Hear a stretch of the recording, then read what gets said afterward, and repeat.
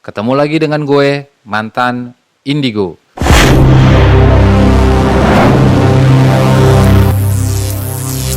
Jangan lupa subscribe channel gue untuk selalu mengikuti kisah-kisah gue, kisah mantan Indigo.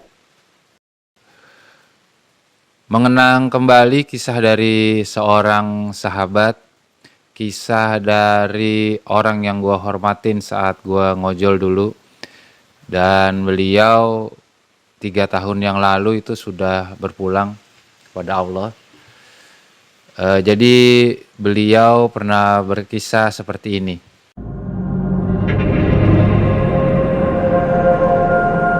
Biasa kami memanggil beliau tuh Babeh.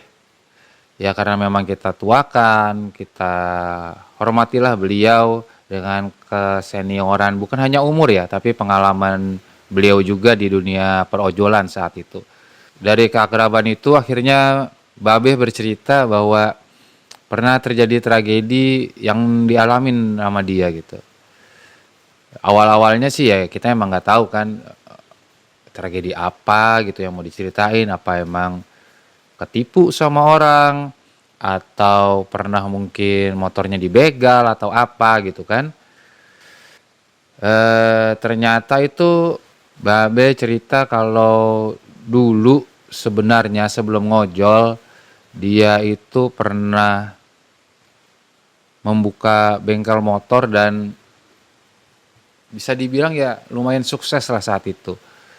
Jadi tuh bengkelnya rame, terus pelanggannya banyak. Awal-awal buka memang dia sih cerita ya awal-awal sepi lah biasa ya. Karena kebetulan bengkelnya dia tuh masih agak masuk dari jalan utama. Nah yang jadi permasalahan adalah dia bilang sebenarnya di depan atau di pinggir jalan utama itu udah ada bengkel motor sebelum dia buka tuh.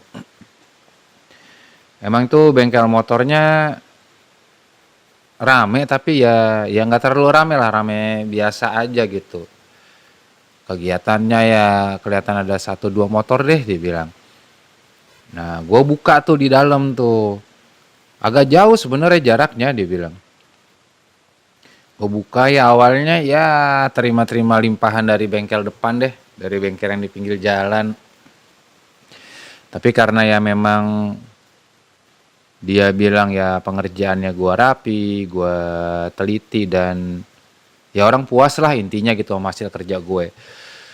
Akhirnya ya gua nambah dong karyawan karena kan udah makin rame. Kalau cuma gua sendiri nggak handle lah. Bisa terlalu lama satu motor cuma dikerjain sama satu orang. Nambah 1 karyawan sampai akhirnya totalnya itu Babeh tuh cerita dia punya 3 karyawan. Makin hari makin rame, berganti minggu jadi tambah rame lagi. Berganti bulan pun akhirnya ya tambah rame bengkelnya gitu kan. Nah tragedi itu terjadi ya ketika bengkel itu udah semakin rame gitu loh. Jadi saat mau tutup bengkel dia lagi rapi-rapi dan di sana juga kebetulan istrinya saat itu ikut ke bengkel. Tiba-tiba kayak terdengar suara dentuman kencang gitu di bengkel. Dar gitu. Boom. Gue pikir ada barang jatuh gitu kan di atas bengkel gue, entah drum atau ya mungkin ya anak-anak naro ini deh perkakas jatuh. Ya ternyata nggak ada apa-apa gitu. Dicek sama anak buahnya, nggak ada tuh perkakas yang jatuh. Dicek lagi, takutnya ada batang atau ranting-ranting pohon yang jatuh di atas atau di atap bengkelnya gitu. Ternyata nggak ada juga. Ya karena waktu itu memang bengkel udah mau tutup, dia bilang ya udahlah, udah nggak ada, aman dong. Kan paling nggak nih bengkel besok gua buka nggak ada masalah dia bilang. Udah bengkel tutup rapi-rapi. Nah dia mengajaklah istrinya itu ke warung makan Padang. Ya pengen nyenengin istri gue nih dia. Babe bilang kayak gitu, gue pengen nyenengin istri gue karena alhamdulillah bengkel rame, ya pendapatan juga ada lah gitu, cuman buat nyenengin istri makan ke rumah makan Padang. Nah, baru melangkah masuk rumah makan Padang, belum juga memesan istrinya, tiba-tiba istrinya langsung muntah darah. Ngelihat istrinya begitu, Babe tuh langsung, gue panik, dia bilang. Gue gimana nggak panik, baru masuk nih ke rumah makan Padang, gue pengen bikin istri gue seneng, ngeliat dia makan enak, baru mau mesen langsung muntah darah kontan. Muntah darahnya pun nggak cuma sekali gitu, jadi muntah tahan, nggak lama muntah darah lagi. Akhirnya dibatalin lah karena ngeliat kondisinya begitu, dia kasihan. Terus ya panik gitu kan, ada apaan, kenapa gitu.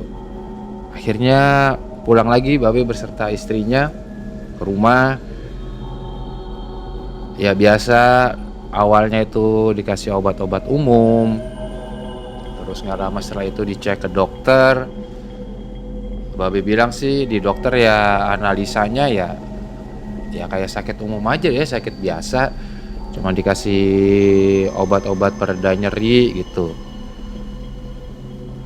atau obat penurun panas karena kan takut muntah darah dan luka dalam, dikasih antibiotik juga. Tapi sampai tengah malam nggak ada tuh perbaikan kesehatan dari istrinya. Malah saat tengah malam juga itu istrinya sempat muntah darah lagi. Bingung tuh Babe. Gue kasihan ngeliat istri gue sedih. Gue pengen bikin seneng dia.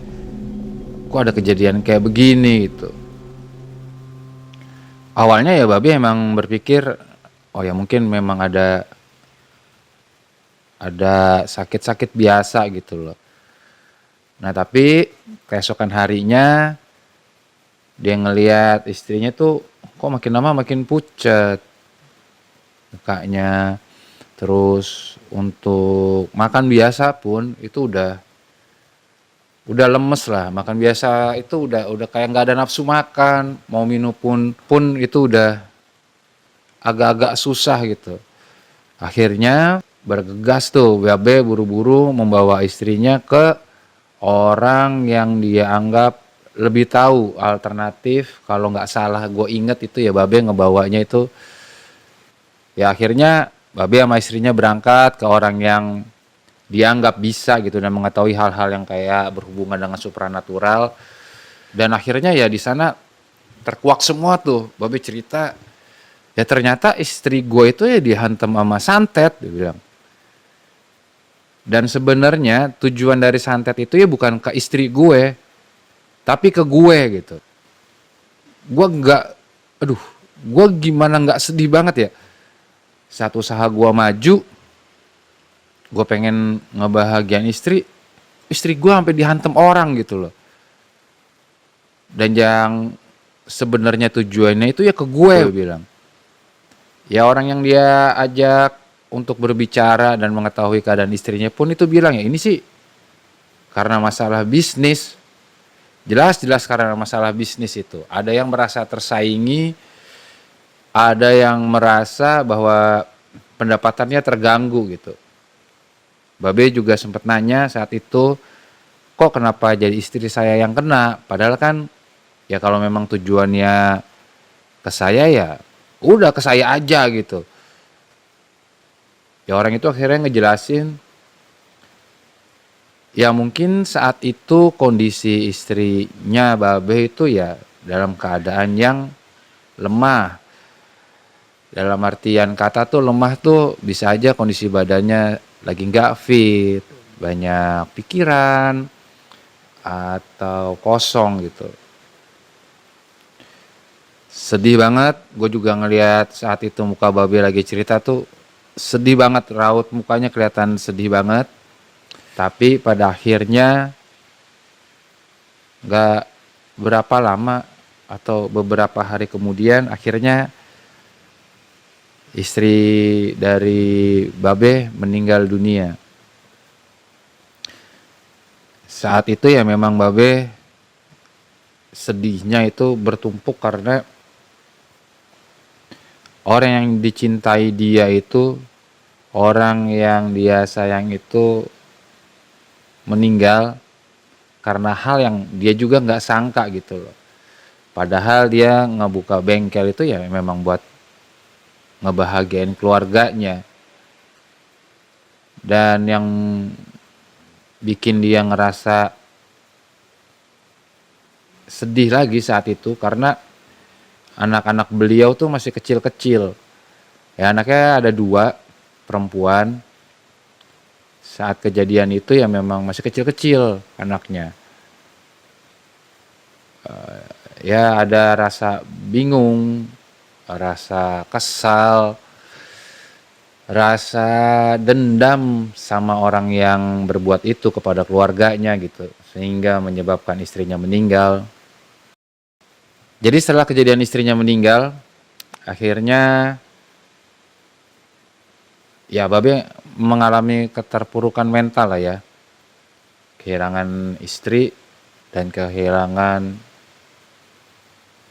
sosok untuk kehilangan istri sebagai pendamping dan juga harus merawat anak-anaknya yang masih kecil-kecil. Berpindah akhirnya dari rumah yang lama ke tempat yang baru. Ya di tempat yang baru itu ternyata ada beberapa temannya juga